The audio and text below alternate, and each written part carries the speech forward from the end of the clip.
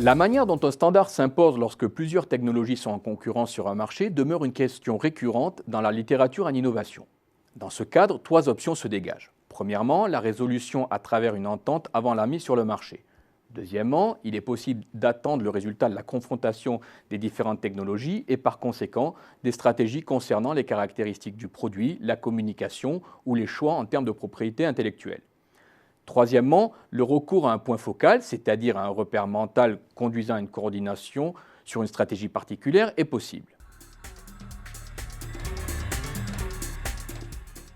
En effet, dans une expérimentation des années 60, Thomas Schelling démontra que lorsque l'on demandait à une personne de choisir indépendamment et sans communication à quelle heure et à quel endroit à New York elle pourrait en rencontrer une autre, la majorité des personnes interrogées proposaient la même réponse, la gare centrale de New York à midi.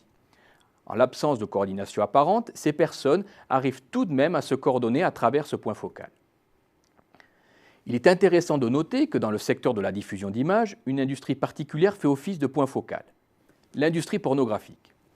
En effet, lorsque l'industrie pornographique opte pour une technologie en concurrence avec d'autres, les autres acteurs concernés considèrent que c'est cette technologie qui va s'imposer.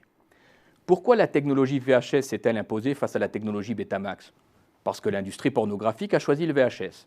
Pourquoi le Blu-ray s'est-il imposé face au HD-DVD ? Parce que l'industrie pornographique a choisi le Blu-ray.